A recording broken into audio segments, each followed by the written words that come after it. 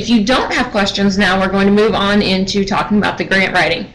As Erica was mentioning earlier, many of our grants have become more competitive because of the funding status. The Secured School Safety Grant is competitive because of the nature of the way it was set up by our state legislature. The legislature, when they created our grant, also created the Secured School Safety Board, which is comprised of 5 heads of agencies in the state of Indiana, which includes the executive director of the Department of Homeland Security, the executive director of the Criminal Justice Institute, the superintendent of public instruction, the superintendent of the state police,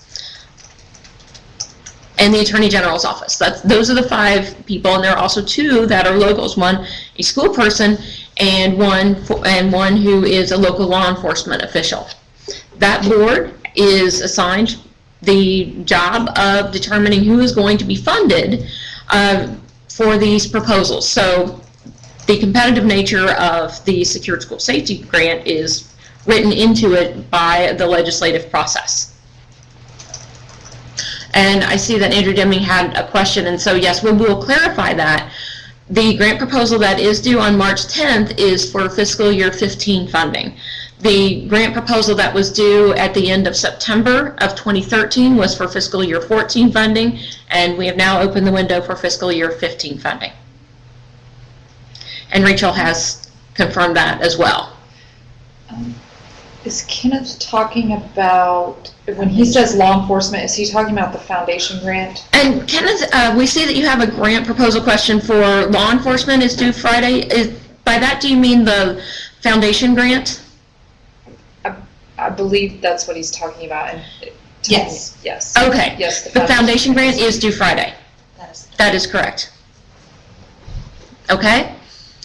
So at this point, we're going to move on to talk about grant writing and some grant writing techniques that will help you to write a strong grant proposal that will be competitive for all of the grant programs with the Department of Homeland Security.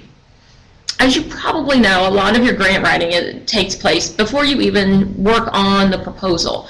You have something in mind that will help you or your agency perform better. For schools, you're probably looking at things that will help keep your students more secure. For communities, you are probably looking at different things that can help your community be better prepared, more resilient, and able to recover from any number of things that could impact your communities.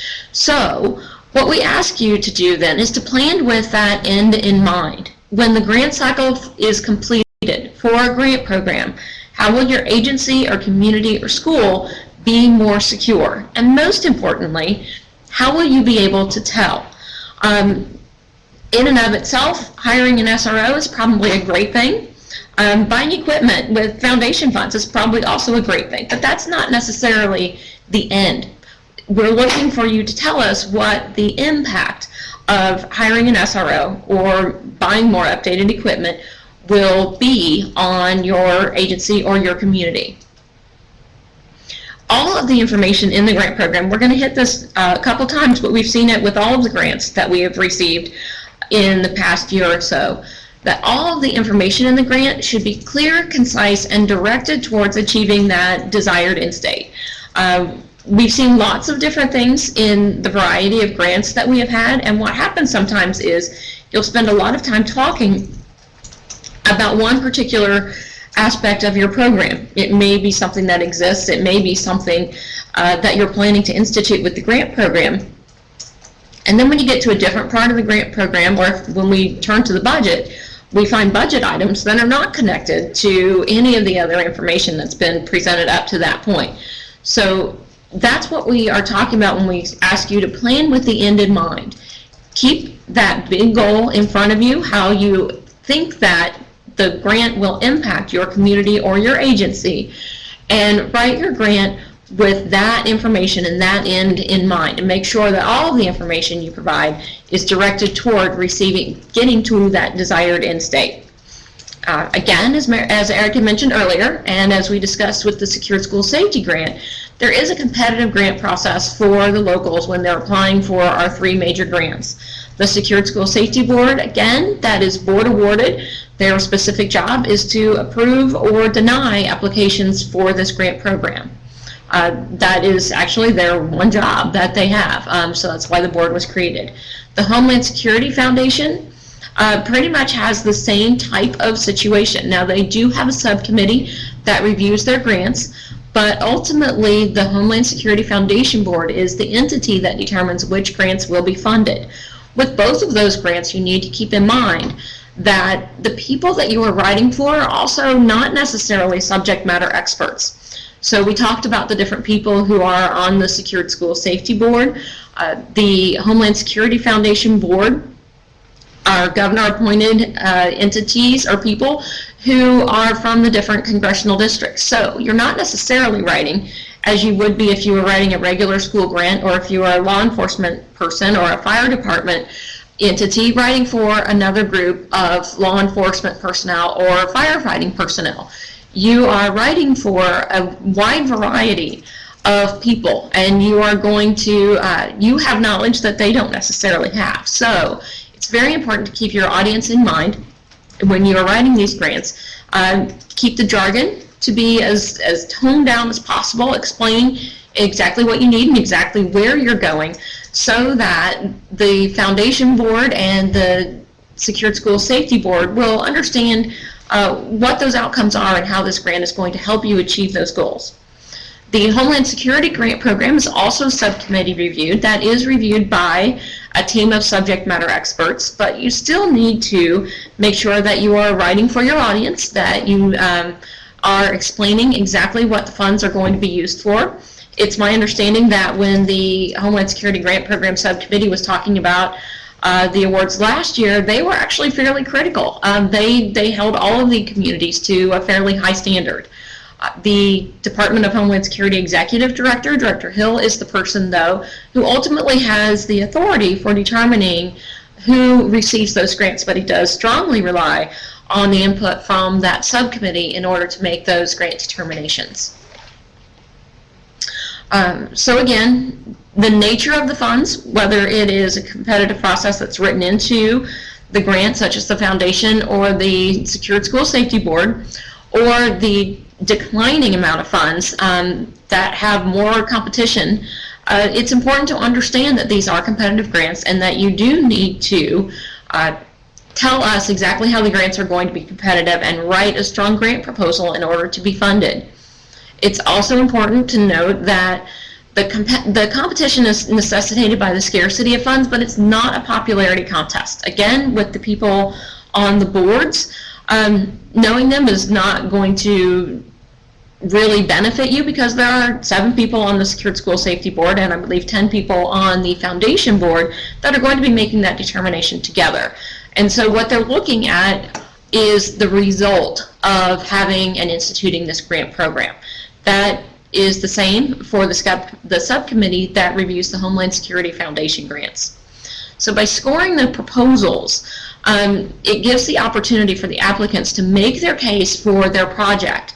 And so the days of being able to fund something just because it's needed or because we have the money to put towards something that sounds like a good idea and we'll evaluate later whether or not it was effective, unfortunately with today's grant realities, that's just not the way it works. So we're going to give you some tips today to hopefully help you write a very strong proposal that can be competitive.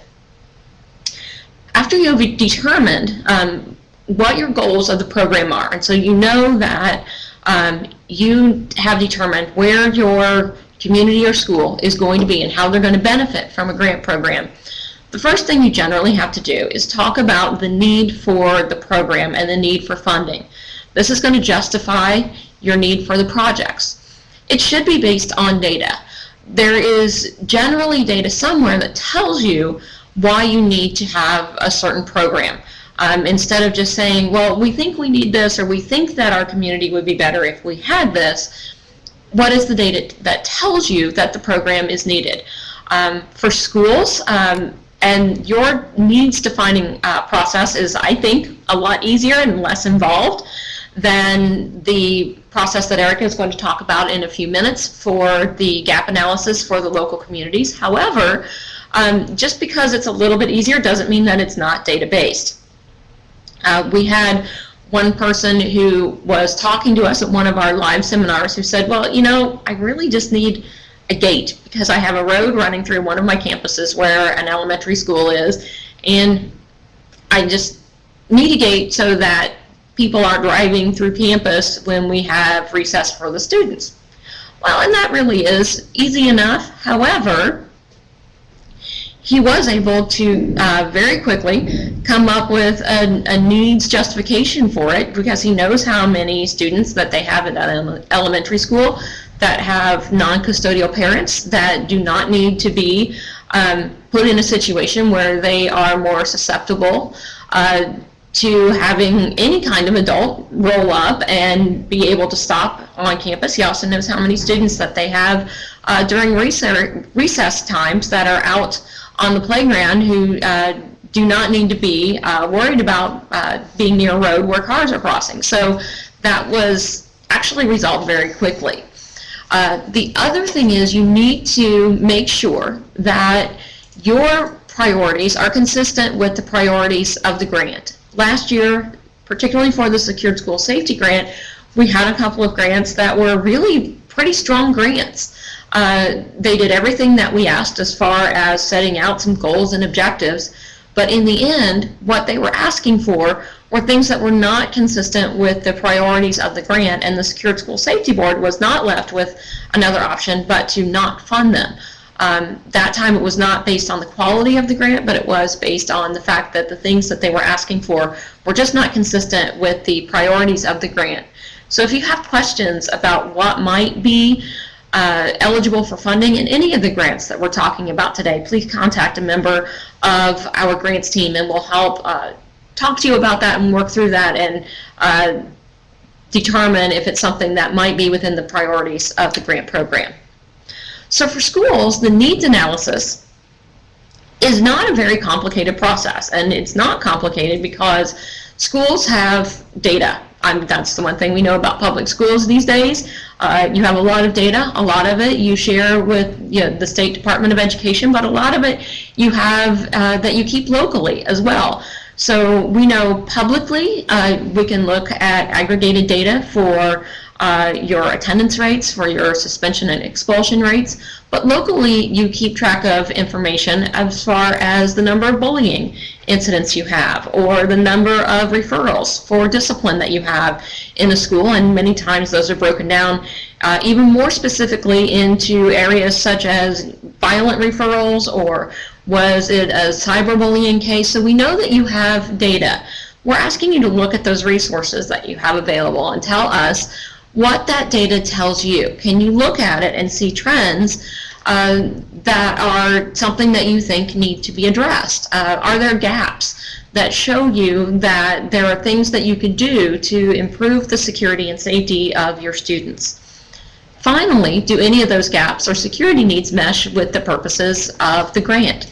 So if you look at your information and you say, wow, our suspension and expulsion rates for fighting or for contraband in schools seem to be going up, there are things that you can do to address that. One item might be hiring an SRO, and so you might have a job description for that SRO that, along with the required element that's in the law of designing and implementing the safety plan for the school or the corporation, would also address more specifically some of the needs that you have in your school as far as bullying issues or attendance rates or suspension and expulsion issues.